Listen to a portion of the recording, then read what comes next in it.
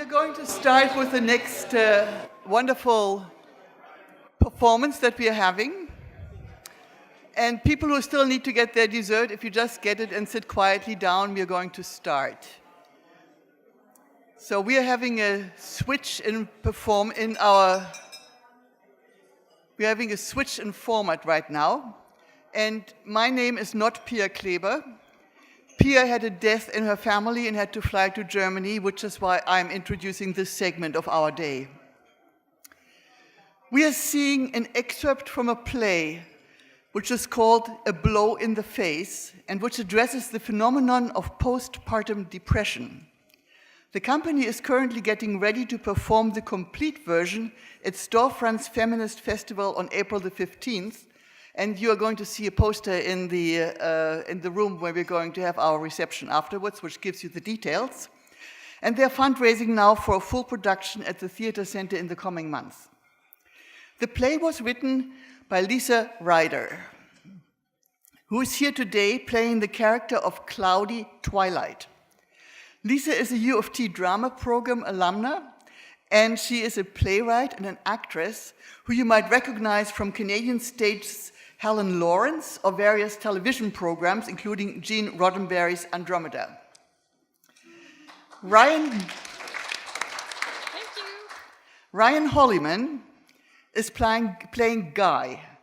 Ryan is a busy theater actor who has just returned from performing in Carried Away on the Crest of a Wave at the National Arts Theatre in Ottawa. Michelle Monteith is playing Alice. Michelle is a multi-award-winning actress who you will recognize from various Soul Pepper productions, most recently Idomeneus.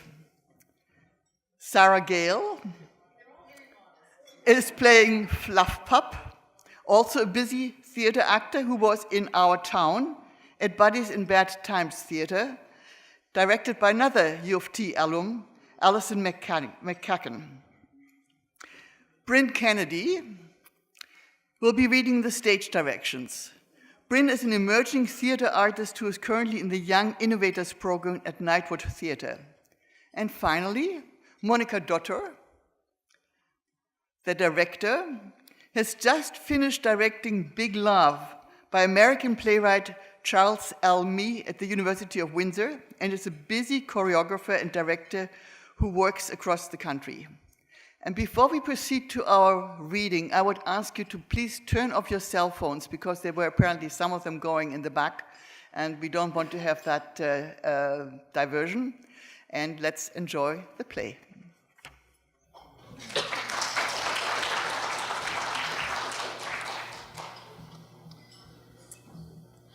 A Blow in the Face by Ryder. A subway platform, downstage, Alice stands with a baby in her arms, absent-mindedly bouncing. As Alice waits for her train, her eyes drift shut and pop open again. She stares at the track, mesmerized. Soundscape, sound of a retreating train, haunting music becoming louder and louder throughout Alice's moment on the platform. As the music becomes louder, Alice takes one step towards the track, then another. She pauses, the screeching of an oncoming train. Black. Lights up. Living room, Alice and Guy's house, 11 p.m. Alice paces with baby monitor pressed to her ear. The sound of static from the baby monitor. It's on the wrong channel. Alice reads from an infancy instruction manual. Guy enters holding a book. So, what is this you're reading to the child? Huh? Oh, Grimm. It certainly is. The 2-ton prehistoric crocodile rose up from the thick mist surrounding the floating city. It was never apparent when or why, but when he rose, he was always hungry, and the child flesh was his favorite treat. I don't know, Celtic or Norse mythology? Sounds horrific. A fairy tale? Like Disney? No, fairies, pixies, goblins, trolls. All elemental forces breaking through the veneer of daily life and wreaking havoc. Is that something we should be reading before bed? He's 3 weeks old, Guy. Anyway, it doesn't matter what it is. You're just supposed to read. We need to expose him. Love of reading, established from infancy, it says. What are you doing? Guy takes a book and monitor away. Get back in there. You're supposed to sleep when the baby sleeps. I can't sleep. Yes, you can. You need to. I'm not going through another day like last night. I can't hear him. You need sleep. Have one of my sleeping pills. It comes through the breast milk. You need rest. I can't hear him. Well, because he's finally sleeping. He's fine. He's in the crib, in his room. He's 6 feet away. We'll hear him. I can't. There's too much, and I have to get that cream. I have a rash. I think he does too. Have you seen it on his guy? A rash. What could that be? Can you fix the monitor? I can't hear him. Guy takes the baby monitor and clicks it off. Static stops. There, Alice, it's 11 o'clock. Go to bed. But I'll get the cream. before you go out of town. I'll do it tonight. I'll go right now. The 24-hour place. The organic cream. Make sure it's organic. And something for dinner tonight. What will we have for dinner tonight? Tonight? You mean tomorrow? It doesn't matter. I'll be gone. Dinner takes care of itself. It doesn't, though, Guy. It doesn't take care of itself. It happens every night. I can't do it. Then I'll take care of it. I'll get some groceries at the 24-hour place and the cream. What is this? What are you doing? The baby's fine. He's breathing. You are fine. You just need to sleep. You're spinning. You're just creating all this. You know that. Come on now. It's a big day tomorrow. Let's enjoy our last night, okay? Right. So get some rest. I'll tuck you in. Okay, honey. Yes? The sign. Did you put the sign on the door? Alice! Say it. I put the sign! Now, come on! Guy walks Alice to their bedroom, leaving the monitor behind. On the monitor, we hear, Out of the greatest crocodile, reveal his glorious tail, and move it so that it beguiled every golden scale. How cheerfully he seems to grin, how neatly spread his claws, and welcome little children in with gently smiling jaws. Alice runs in. She heard something on the monitor. She listens. Silence. Come back to bed! I forgot the monitor. I thought I heard something. I turned it off. It's off? Guy, it never goes off. Never. Okay, I'm sorry. Okay, we'll hear him from here, honey. Just come back to bed. Alice reluctantly goes to bed. Black. Lights up, living room, next day. Alice sits on a yoga ball, bouncing the baby to sleep. Guy walks in and out of the room, packing for a trip. It's raining. My baby, my baby. Have you seen my suit protector thing? my You know the one I mean? Ow, that bag that goes over, with the thing. No, why do you need a suit? For opening. Oh, right. I've left the number on the hotel on the fridge. It looks gorgeous. It's on Saint Denis. It's all boutique-y. Pretty excited about the room service, I gotta say. Really? Right, yeah. Sorry, baby. Kisses Alice on the head. She bounces up at the moment, hitting her head on his lip. Ow! Sorry. That's okay. Oh, hey, great. My lip is bleeding. Goes off to get something to treat his lip. My baby. Can you get the door? Shit. Have you seen my red suitcase, hon? Alice gets up, rushes to the door. In doing so, she pees her pants a little. What the shit? Alice rushes back to her ball. Have you seen my suitcase, honey? Shut up! He's almost asleep. Alice rushes to the door, again feels pee, runs to the bathroom, can't make it while holding the baby, grabs a diaper from the diaper caddy and stuffs it in her pants. Guy, can't you hear that? Hear what? Damn, I left the iron on. I can't get that, hun. I can't hear you! I peed! Guy, I peed myself. Dude, yeah, we'll have to go to beers. We'll go for beers to celebrate. What? Get Trevor's Zabriskie. He's up for it. Are you? Yeah, no, Pasha can't play poker for shit. Maybe that'll be a good thing for you. Guy! Shh. Well, I don't know what to tell you. I'm away on the 15th unless we're extended. Yeah, honey. Can you get off the phone? Hold on. What? The door. I gotta go. You okay? Someone at the door? There's nobody there. It's probably the plum tree knocking on the thing. Fucking plums. They're all over the driveway. Can you sweep that up? Fine, I'll clean it up when I get back. But don't forget about the roof, eh? Just call for an estimate. Can't you? Come on, hon, I have my hands full. I have my hands full too. I just peed. What? Just now, I peed myself. God, honey, why'd you do that? It's a fucking war zone down there, Guy. Here. Shh. You just call, okay, about the estimate. The number's on the fridge. Just call. You don't have to, just deal with this one thing, okay? Are you fucking kidding me? No, I don't mean to. Okay, I'll ask Nicole. It's Nakaya now. Oh, brother. Well, can Earth Mother help you with that? She's a doula, not a contractor. Well, it needs to get done. There's already a huge water blister in the hall. Fine. Don't. I have my hands full too. You see that, right? It's a phone call. You're not helpless. I'm wearing a fucking diaper, Guy. Shh. Don't go. What? Nothing. Don't do that. I can't. You can. I have to work, right? It's only a few weeks. 6. You can do this. It's been 3 weeks with them already. You're a pro. I don't know what I'm doing. I'm tired. My body is falling apart. The house is a mess. I don't think I can do this. Come on, don't. Be helpless? You're not. I am. I'm helpless. I can't do this. This is all I can do. Rock, sing, nurse, change, rock, nurse. This is what I can do. I cannot cope with the roof. I cannot find your suitcase. I cannot deal with the fucking plum tree. I'm completely full with this. I'm not capable of being independent, overly functional me right now. I'm not that. You see that, right? I'm a mare. I'm a cow in a diaper. I'm a cave woman at the home fire. You hunt, you fix shit, you keep us safe. This is what I'm doing. This is it! Shh. Okay, I'll call about the roof. I'll arrange it. All you have to do is just let them in. They take care of everything, okay? Sorry. Don't be sorry. I'm sorry. I'll be back soon. It's not long. In the big picture, and Nicole can help. Guy. Nakia. Well, she can do something, can't she? Maybe she can give you Reiki or make you tea, make placenta pie or whatever she does. She can. She can. No, she can't. Well, why not? She's at Hollyhock. Well, then call her. She's studying Qi Gong and the infinite. It's a silent retreat. Oh my God. Yeah. You can do this. Yep. And you're not a cow. You're my beautiful wife. You're gonna be fine, right? Right. A honk from outside. Ah, shit, I gotta go. Here. I love you. I love you. I'll call you as soon as I get to the airport, okay? I love you. Damn, I forgot the iron. Can you unplug that? Guy leaves. Alice stands alone with the baby. Black. Lights up. Night. Thunder. Living room. Rain is leaking from the roof. Various buckets and bins placed around the living room catch the drips. Alice is asleep on the couch, face smashed in a pillow. The baby lies in a Moses basket by the couch. Over the baby monitor, we hear voices whispering. I can't hear him. Check.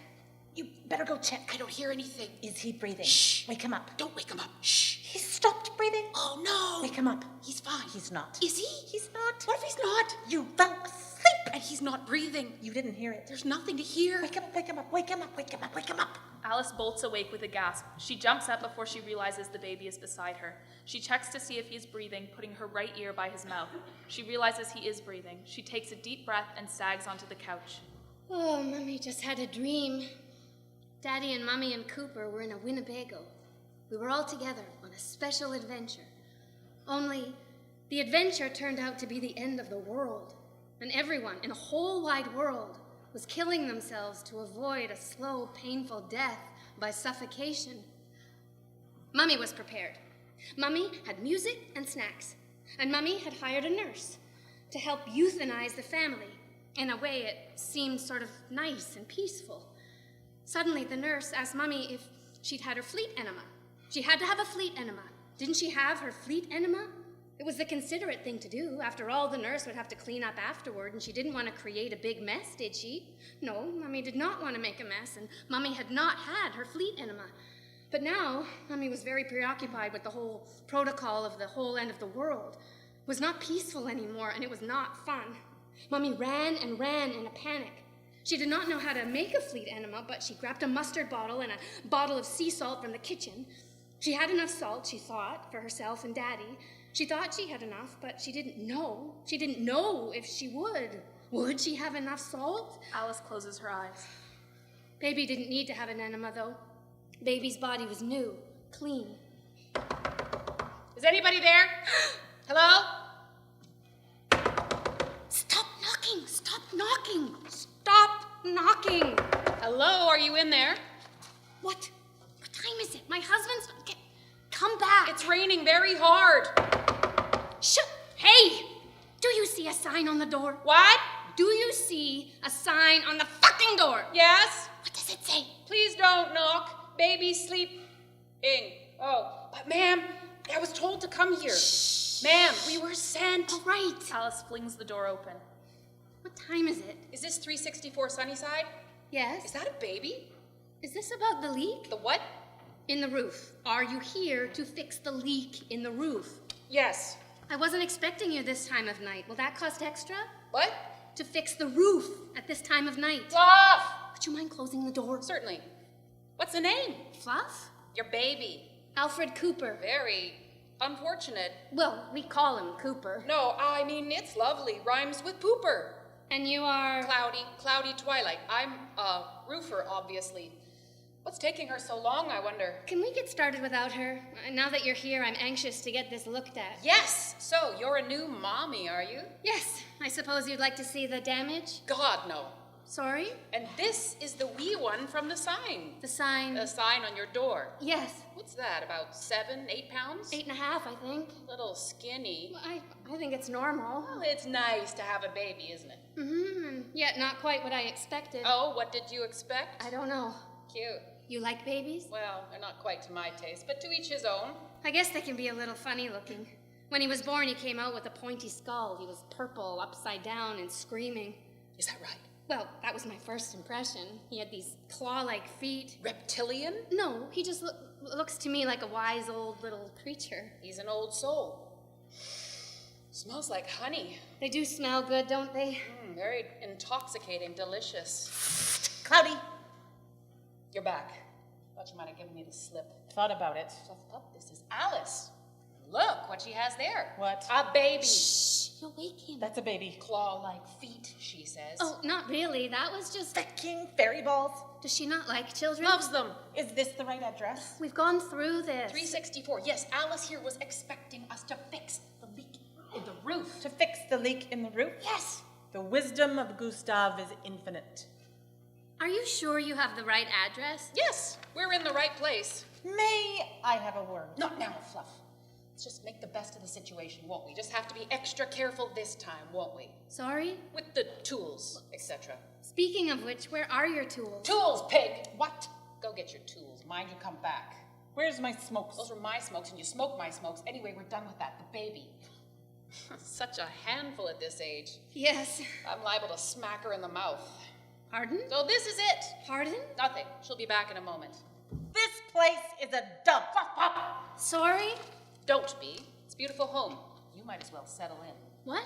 I don't suppose that if we sort out your roof, you'll have a mold problem, and we don't want that, do we? God, no. No, black mold, very toxic, causes asthma, cancer, crib death, autism. What? Wicked stuff, not to worry. We'll get it all sorted out. Thank you. I really appreciate it.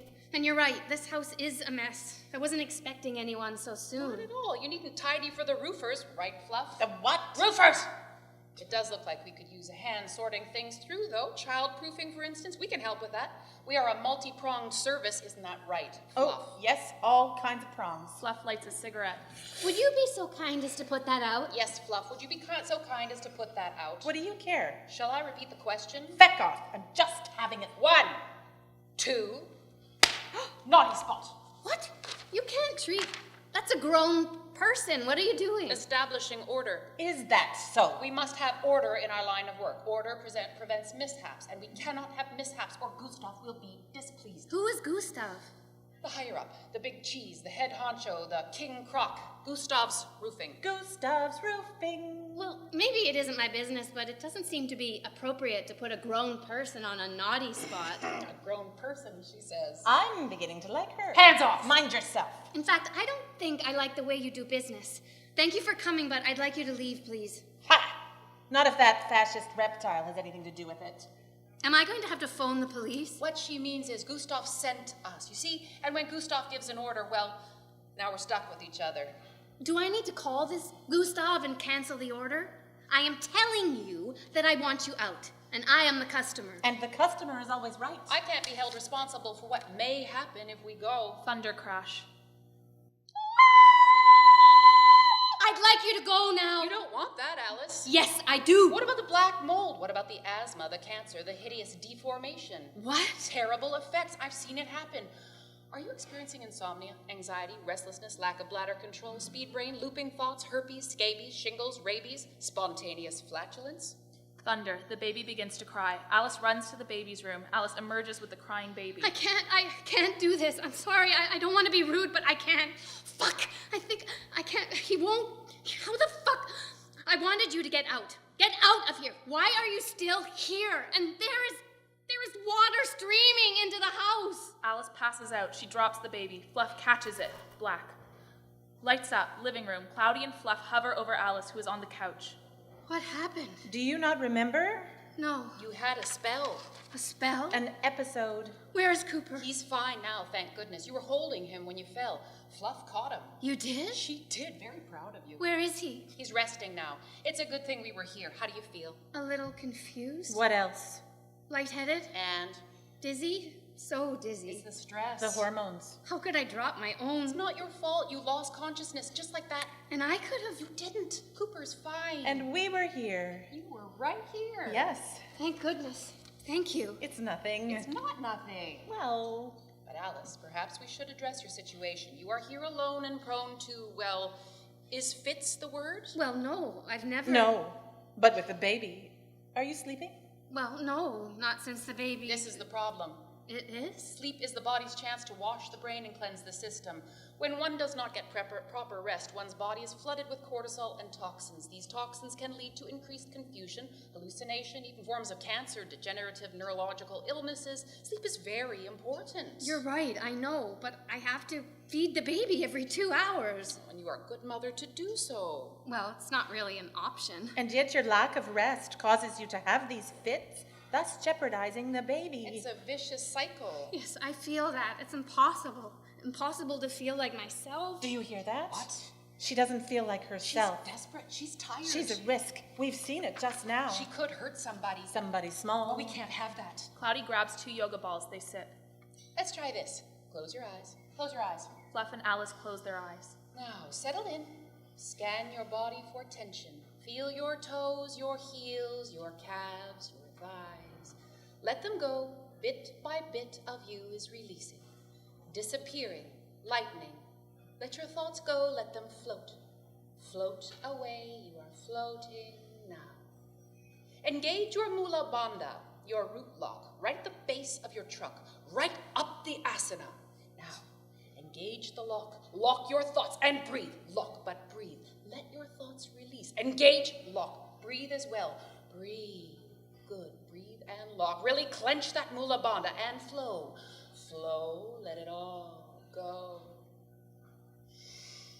How do you feel? Good. Alice. Good? Really?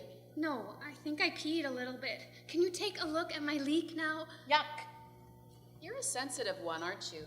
I don't know. Yeah, you are sensitive, artistic, in tune with the spiritual. Oh, I don't know. An artist? No. A sculptor? Oh, no, nothing like that. Don't be coy. Well, I suppose I was an actress. Suppose. Fluff Pop, do you hear that? We have an actress. An actress? What's that then? Oh, is that my power drink? No, blue is the worst. Except that it's the best. What would your sponsor say? Me. If you don't work the steps don't work. You're welcome to have it. I don't use it anyway because I haven't been working out, Oh, obviously. don't be silly. You look wonderful. Well, No, I have a ways to go. Oh, you have plenty of time for that. unless you want to get back to work. The camera adds 20 pounds. 10! I think you've had enough of that. So, actor or actress? I guess I'm shy about calling myself either because if you're not working, are you still an actor? An actor who doesn't act? Have I seen you in anything? I'm sure I don't know. Normally I don't watch television, but you do look familiar. I was on a space show. Oh. Are you recognized? Sure, in the mall, in the grocery store, it's always a certain type. Some even ask to see my force lance. You got to keep your force lance? What's a force lance? It has the ability to distort the space-time continuum. It's a weapon I use to defeat the Ragnaroks. Ragnaroks. An ancient race intent on bringing about the destruction of civilization through acts of chaos. Well, I never. I was the captain of the ship, Captain Charon. Really? I was the best shot in the Buhal galaxy. You don't say. Chronicles of Karen, stardate 10:59. Huh? The name of the show, Chronicles of Charon. At the end of every show, I would record my thoughts, the lessons learned for future generations. The Chronicles of Karen. Wow. I used to go to conventions. Hundreds of fans lined up to get my autographed 8x10 photo for $10 a pop. Incredible. Yeah, I think I may have some lying around if you'd like me to... No, thank you. How rude. Well, that's enough about me. You know, I'm feeling a little woozy. It's a fit. Probably low blood sugar. The hormones. Probably why she passed out in the first place. She's exhausted. She's hungry. No, I just wonder if you could take a look at the roof. Very right. We should get back on task. Fluff? I could eat. Nonsense. We need to get back on track with the you-know-what. The roof? The what? Oh, I do feel rather weak. Well, of course you do. You've been through the wars. Remember the wars? Not now, Cloudy. We are famished. Fine, then you'll eat. Oh, no, that's not necessary. I was really hoping Nonsense! that you... No trouble. Food, then baby. Food, then roof. What? What? What's for dinner tonight? I can't tell you. It's a big surprise. A big surprise? Very big surprise. Kung Pao chicken? No. Filet mignon? No. Veal parmigiano? Nope. Ossobuco? Moussaka? Buttered gnocchi? No. Spanakopita? No. Montalcino chicken with bacon? I can't tell you. It's a big surprise. Big surprise! Lights out. Alice and Baby are in the baby's room. Baby is crying. Fluff and Cloudy pace. What is wrong with that baby? Nothing at all. Babies cry. You remember it's the witching hour. It's been the witching 2 hours now. It has gone on rather long. Alice, are you all right in there, dear? It's deafening, it's paralyzing. We are definitely not taking it in this state. Alice emerges exhausted with the baby still crying. Bit of a demon, isn't he? I don't know what to do anymore. Did you nurse? Of course, he won't. He goes from boob to boob to boob, just sucking the life out of me. That's not a baby. That's a negative life force.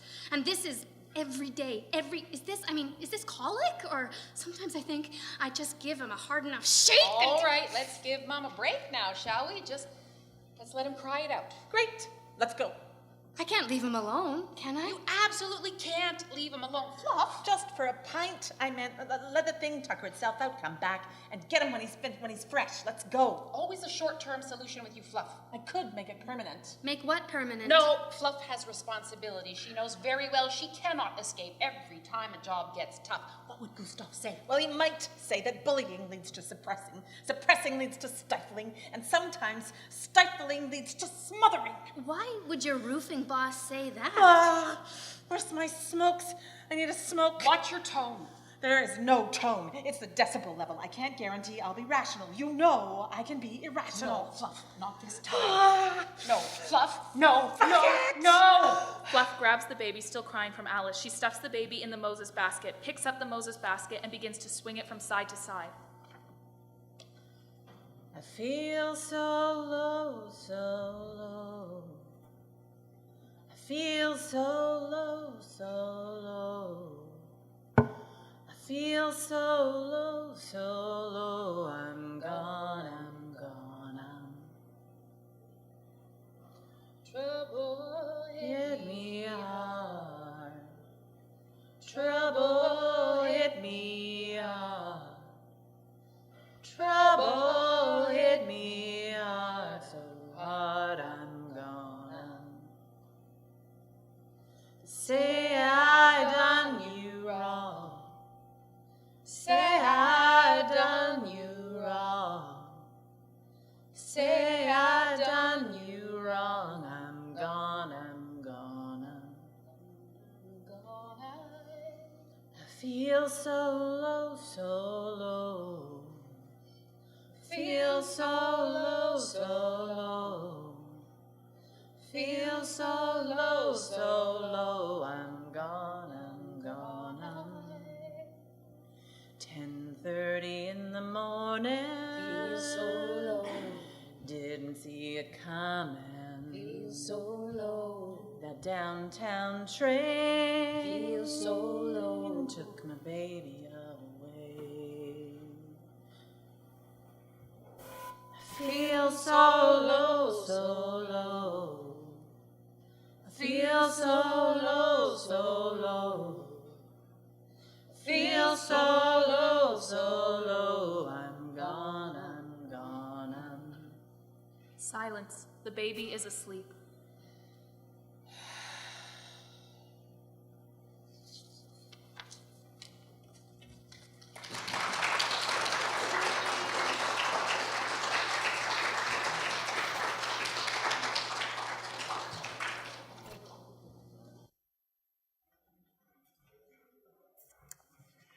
We have some time for discussion, but I'd like to say a few words first why we chose to have something on postpartum depression in a colloquium about inequalities.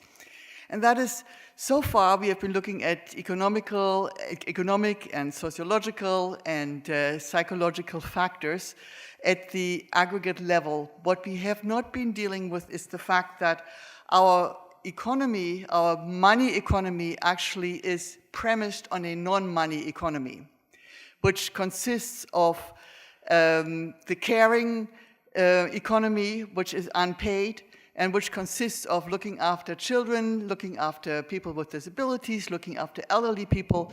And unless we sort of like put that into the equation, we are missing a very important aspect of what generates inequalities.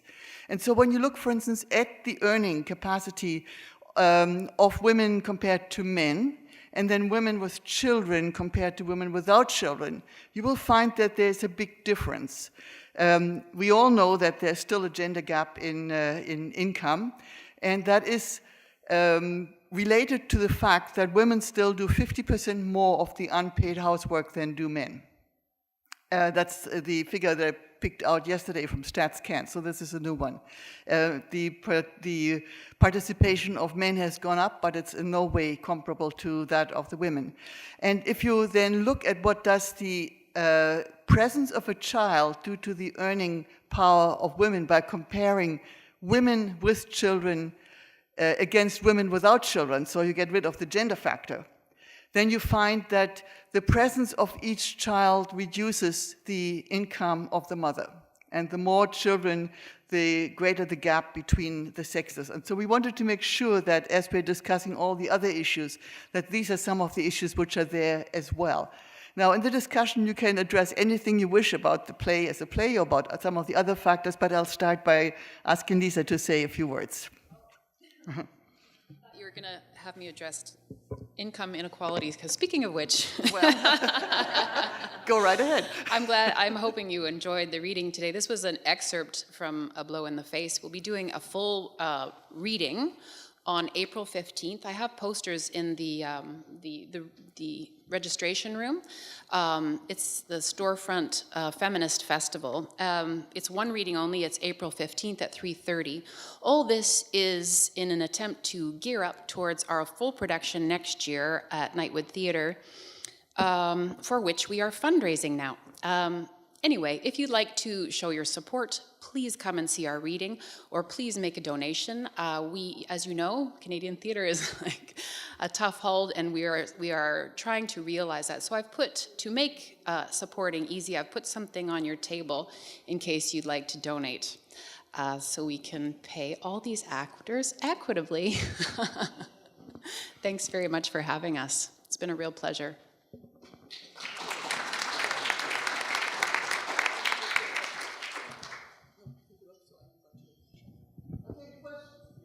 Questions, contributions? Yes, please. The excerpt from your play brought back painful memories of, well, as an immigrant to this country, and when my wife was isolated and having her first baby, and the pain and the depression. To what extent has this become an issue because we have this nuclear family structure as opposed to extended families providing emotional and physical support? And I think that's something that doesn't get addressed, perhaps. I think that's such a good point. Ages ago, that was just a given. You'd have extended family living in the house. You'd have communities, smaller communities, much more support for the child, for the parents, right? And I think you're right. We've become more isolated in our houses, in our careers, in our small little worlds. And one parent at home, one parent working is not a fair ratio when you're dealing with a child. Okay. Other comments, questions, or ask about the production or the play? Do you have a question? Could you talk about the process of writing and bringing a play into production? Sure. I don't know where to start. This is very autobiographical, believe it or not, that there's pixies involved. I had a postpartum depression, and it took me years to actually write, because being in it, it's hard to have perspective, right? I didn't know that I had postpartum depression. I was undiagnosed. And so what I just felt was a tremendous amount of isolation and anxiety, exacerbated by being newly married, newly relocated to the suburbs of Vancouver. So anyway, the process began when I was just trying to sort out what was going on with me. My partner, Selena Martin, and I got together to just, part of the thing about having a child, especially as having a child as an older mom, you get a little bit disconnected from your career. I did anyway. I became very locked down with the child. It was hard for me to re-enter the workforce, especially as an actress. And so when I got back to Toronto, my partner Selena and I were getting together to just try to get back into the creative spirit that we had begun in our 20s. We started to workshop. We wanted to keep it physical, so we were working on choreography, some with Sarah, and bouncing ideas back and forth through workshopping, extensive workshopping, and really reaching out because I was a new writer. We came upon this idea of pixies being, the forms of anxiety that live in your head. And what if we could theatricalize that idea, have them on stage, and we thought that was hilarious. In a way, I feel that this process, it was such a long process, was also kind of a healing process, and actually makes me feel like I've kind of gotten back on track with, relocating the creative center within my maternal heart now. Thank you. Yes, please.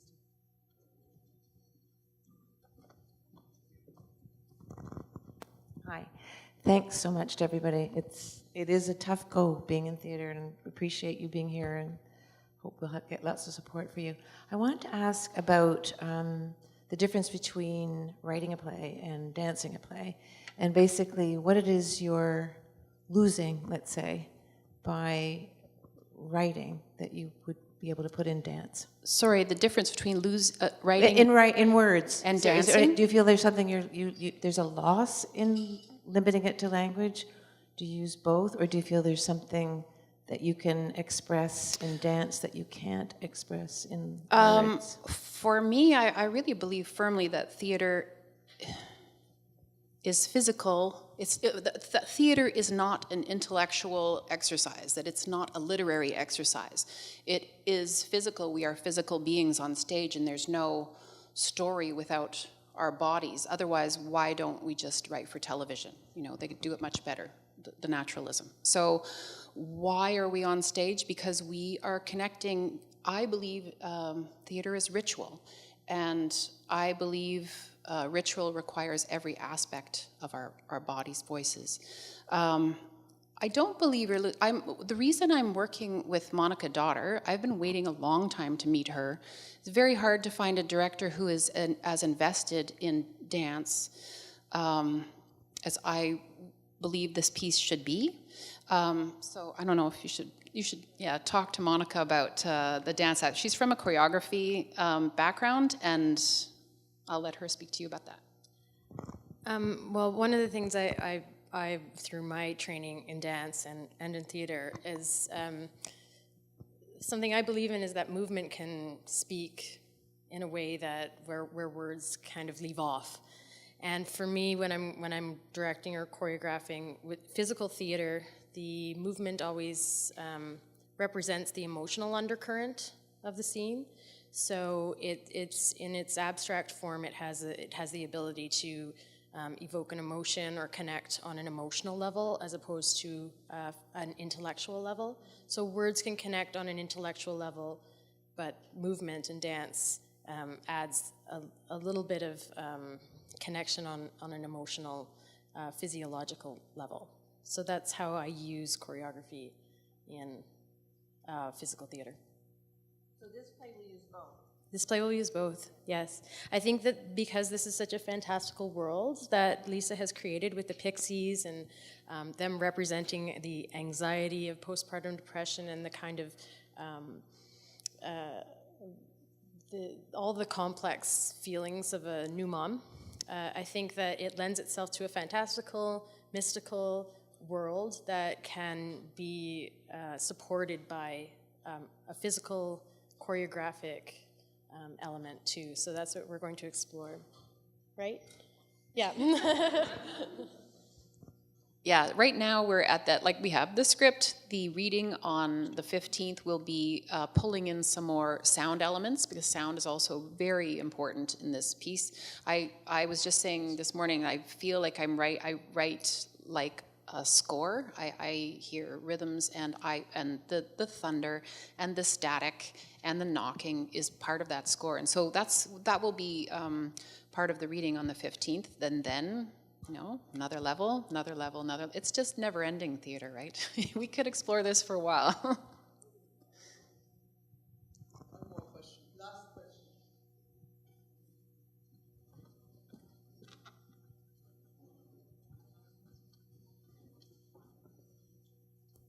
Thanks. I'd love you to explore this notion of dance and choreography on stage a bit more.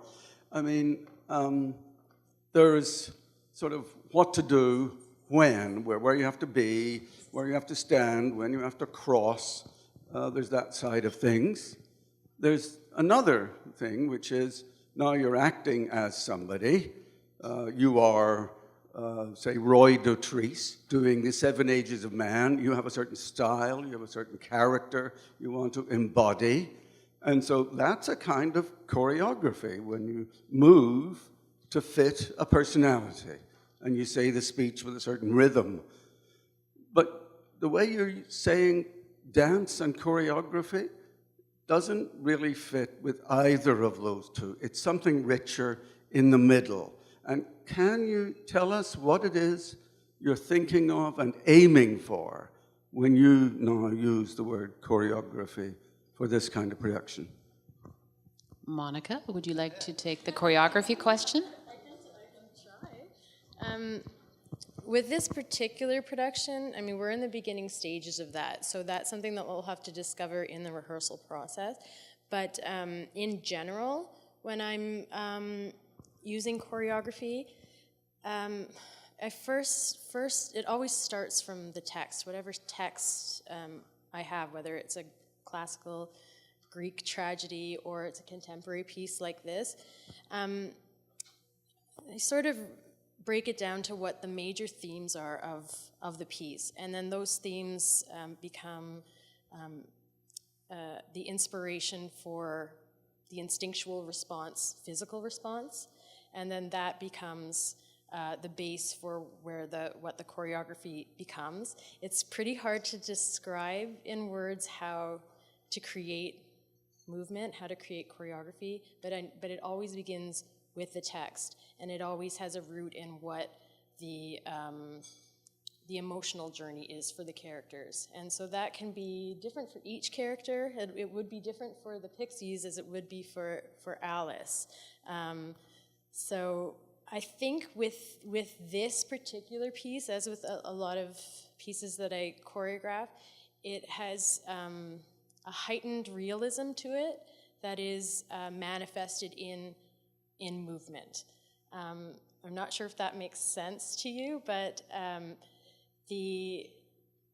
take the actual pedestrian reality of pedestrian movements and then heighten it to a place that serves a sort of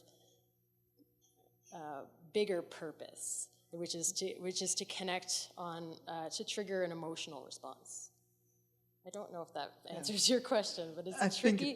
It's a tricky one to answer because it is quite a process, and it is a lot of give and take between the choreographer and the performers. So like we'll throw things back and forth until we find the thing that says the thing that we need to say the clearest. And yeah. Thank you very much. I would like to thank all the actors and the director. As a very small token of appreciation for Lisa, we have a book from the founder of Senior College, Peter Russell, who is sitting here on Canada's Odyssey, and maybe you can lend it to the others at some point when you've read it. We'll have a book club. Thank you so much. Thanks for having us. Thank you very, very much.